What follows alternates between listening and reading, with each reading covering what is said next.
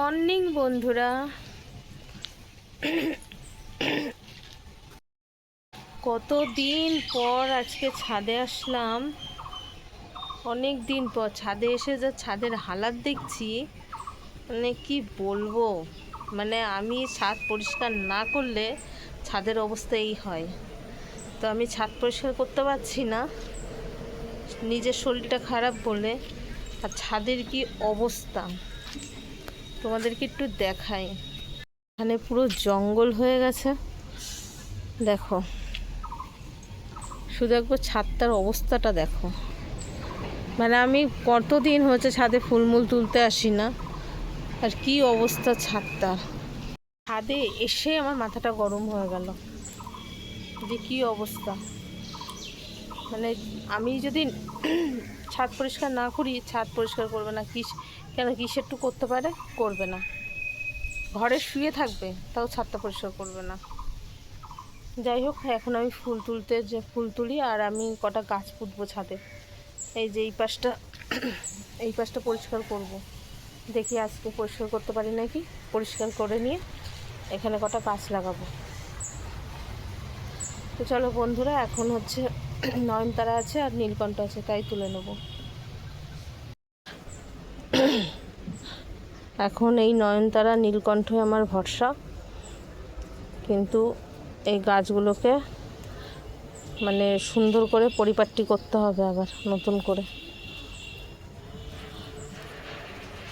কি অবস্থা, মোটে ফুলের চারা নিয়ে আসে না। আমি দেখি ফুলের চারা কিনবো, মানে আমার পুজো দেওয়ার জন্য আমাকে আনতে হবে, নাহলে আমি ঠাকুরকে পুজো দিতে পারবো না।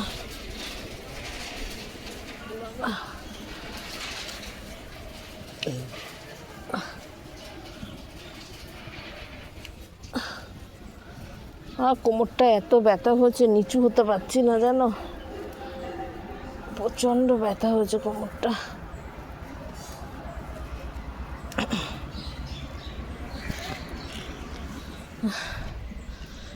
এই হচ্ছে কটা ফুল, যাই হোক ঠাকুরের হয়ে তো যাবে।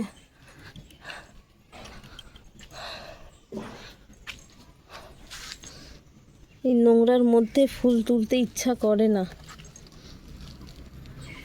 ইচ্ছা করে এত নোংরা থাকলে বলো। এই জবা ফুল গাছটায় আর ফুল হচ্ছে না, এই যে কড়ি আসছে।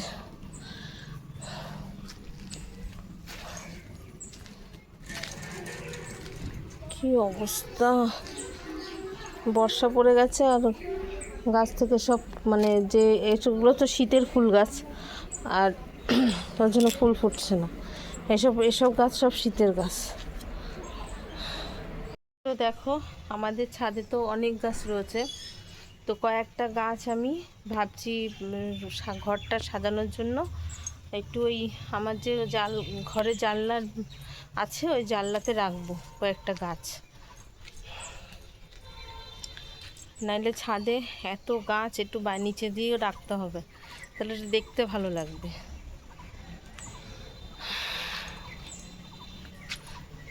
ছাদে এসে গাছগুলো পরিষ্কার করব, তারপরে নিচে গিয়ে রাখবো। তো চলো বন্ধুরা, আমার এখনও কোনো কাজ হয়নি জানো তো, এখনও কোনো কাজ হয়নি। এবার কাজে হাত দেবো, আগে ঠাকুরঘরটা পরিষ্কার করে নেবো, নিয়ে তারপরে কাজে হাত দেবো।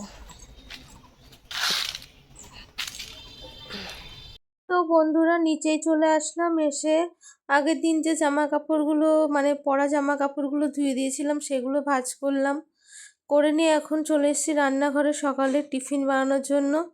তো আজকে সকালের ব্রেকফাস্টে হবে রুটি আর সোয়াবিনের তরকারি আছে, আর আমি তো দুধ দিয়ে খেয়ে নেবো, আর মা আর কি সোয়াবিনের তরকারি দিয়ে রুটি খেয়ে নেবে। তো এদিকে রুটি টুটি করে থালা বাসন সব মেজে নিয়ে ঘরদোর সব ঝাড় দিয়ে পরিষ্কার করে নিচ্ছি, মানে সকালের বাসি কাজটা করে নিচ্ছি।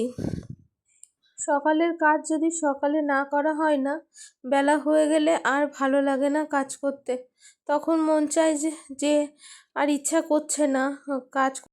বন্ধুরা সকালবেলা দেখো দুধটা একটু গরম করে নিয়েছি, আর কালকে যে রাত্রিবেলা দুধ এনেছিলাম সেই দুধ রাত্রে খেয়েছি, আর এখন আর এই রুটি দিয়ে দুধ দিয়ে খাবো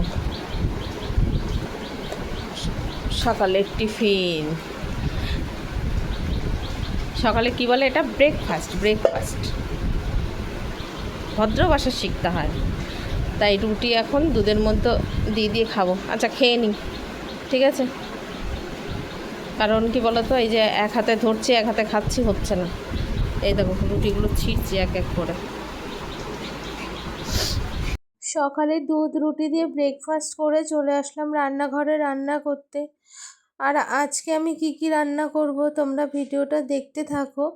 তো আজকে এসছে তোমার বাজার থেকে নিয়ে এসছে বেলে মাছ, আর বেলে মাছের ঝাল করব।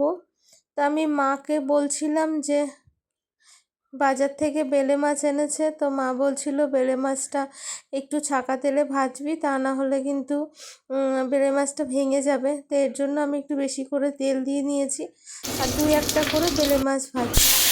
তো এই যে মাছের ঝালটা করছি আমি, ঝালটা কিন্তু খেতে খুব দারুণ হয়েছিল। 5 ফোড়ন দিয়েছি আর মিক্সারে একটু লঙ্কা, শুকনো লঙ্কা বেটে নিয়েছি, সেটা দিয়ে একটু তেলের উপরে দিয়ে ভালো করে কষাচ্ছি।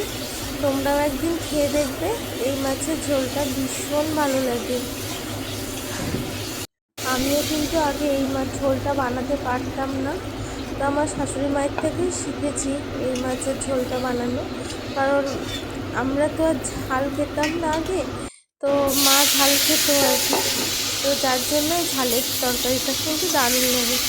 আর অনেক দিন হচ্ছে আমার কাঁকরোল খেতে ইচ্ছা করছিলো, জানো, কাঁকরোল ভাজা, তাই কটা কাঁকরোল ভেজে নিলাম। আগের দিনের ভিডিওতে বলেছিলাম না যে আমি কাঁকরোল ভাজবো, তো রান্না করতে করতে আর ইচ্ছা করছিল না যে কাঁকরোল ভাজি, তা আজকে হচ্ছে কাঁকরোলগুলো ভেজে নিলাম। বন্ধুরা আজকে বাইরের ওয়েদারটা খুব সুন্দর, একদম রোদ ঝলমল করছে, সেই রোদ বেরিয়েছে। কিন্তু আজকে জামা কাপড় আমি ধুইনি, শরীরটা ভালো নেই বলে জামা কাপড় ধুইনি। এখন এই রান্না করছি, রান্না করতে করতে ঘরটা মুছবো, মুছে স্নান করবো।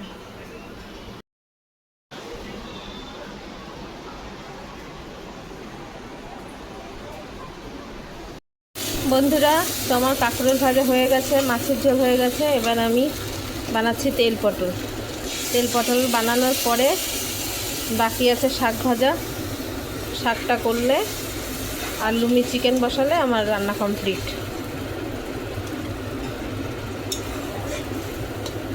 তো চলো এটা হতে থাক।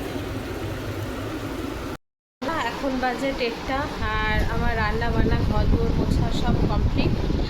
আর কিসের জন্য টিফিনও রেডি করে পাঠিয়ে দিলাম, জিতকেও খাইয়ে দিলাম, খাইয়ে দিয়ে এখন জিত চলে যাচ্ছে টিফিন নিয়ে। আর আমি এখন যাবো স্নান করতে, স্নান করে পুজো দেবো। ব্যাস আজকে সারাদিনের কাজ এই পর্যন্ত সমাপ্ত। কিন্তু বিকেলবেলা কিছু কাজ আছে, বিকেলবেলা জামা কাপড় ভিজানো আছে, জামা কাপড় মেশিনে দেবো। ভেবেছিলাম দুপুরে দেবো, কিন্তু এখন দুপুরে দেবো না, একবারে বিকেলে দেবো। আর বিকেলে দিলে তাহলে সকালবেলা যে তোমার রোদটা হবে, যদি রোদটা হয় আর কি, তাহলে জামা কাপড়গুলো শুকিয়ে যাবে। তো চলো ফাইনালি কী রান্না করেছি তোমাদেরকে দেখাই। আজকে রান্না বান্না দেখো সব টেবিলে রেখে দিয়েছি আজকে রান্না করে। এটা হচ্ছে তোমার সজনে শাক, আর হচ্ছে এদিকে কাঁকরোল ভাজা, দাঁড়া সব ঢেকে রাখি। আর এখানে হচ্ছে করেছি তেল পটল, অনেক দিন পর তেল পটলটা করেছি, কেমন খেতে হচ্ছে জানি না, কিসের জন্য পাঠিয়ে দিলাম। আর এদিকে হচ্ছে এই দেখো মাছের ঝাল। এই মাছের ঝালটা আমি মায়ের কাছ থেকেই শিখেছি, আগে আমি কখনো বানাইনি। তো এই যে মাছের ঝাল, ওই কী মাছ বলো তো, এটা হচ্ছে বেলে মাছের ঝাল। মায়ের সঙ্গে কথা হচ্ছিলো, তো মা বলছিল যে কী মাছ নিয়ে এসছে বাজার থেকে, আমরা কি বেলে মাছ নিয়ে এসছে। বলছে বেলে মাছ মা ভাজতে গেলে ভেঙে যায়। তাই বললাম ঠিক আছে আমি ভাজি, দেখি কী হয়। তা বললো কড়াটা গরম করে ভালো করে একদম যেই তেতে উঠবে তখন হচ্ছে মাছটা দিবি, তাহলে দেখবি হচ্ছে পুড়বে না, ভাঙবে না। তা সত্যিই তাই, একটা মাছও কিন্তু ভাঙিনি, সব মাছ গোটা গোটা রয়েছে। তো চলো বন্ধুরা স্নান করে আসি, এসে ঠাকুরের পুজো দিয়ে তারপরে রেস্ট করব। বন্ধুরা দেখো আমার পুজো দেওয়া কমপ্লিট। দেখো খুব সুন্দর করে আজকে পুজো দিয়েছি। আর মা হচ্ছে জবা ফুল তুলে এনেছিল, সেইগুলো দিয়েছে, আর কিছু সাদা ফুল দেখো। তো সব ঠাকুরকে দিয়ে দিয়েছি।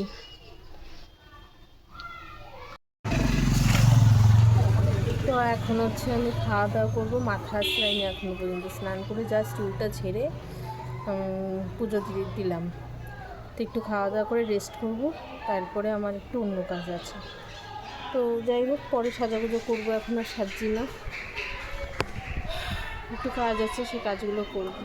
তো চলো খাওয়া দাওয়া করে নিই। তো শুভ সন্ধ্যা বন্ধুরা। সন্ধ্যার সময় আমার ঘরটার অবস্থা দেখো। আমাদের কালকে রাত্রে এসি খারাপ হয়ে গেছিলো, তো এখন এসির মিস্ত্রি এসছে, এসি সার্ভিসিং হচ্ছে, আর ঘর পুরো উলটপালট হয়ে গেছে। ঘরটার কি অবস্থা হয়েছে দেখো।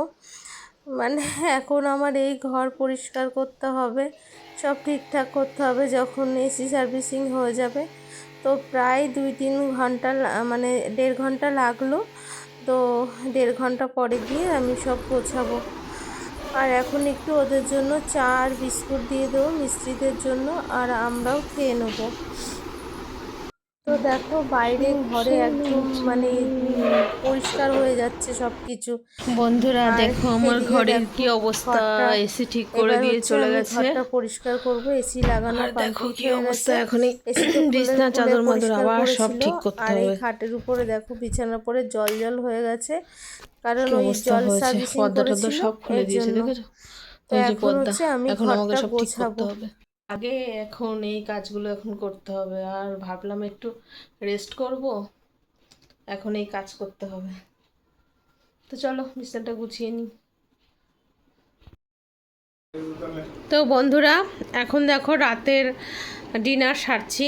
2টো রুটি দেখো কিছুটা খেয়ে নিয়েছি, আর এখানে লাউ চিংড়ি ছিল আগের দিনের, আর আজকের মাছ আর পটলের তরকারি। তো এখন হচ্ছে রাতের ডিনার কমপ্লিট করছি। তো এখন বাজে ওই 10:30। তো চলো এই খেতে খেতেই ব্লগটা আজকে শেষ করে দিই, এখন আর মুখ দেখাবো না। তো আজকের মতন টাটা, ভালো থাকবে, সুস্থ থাকবে।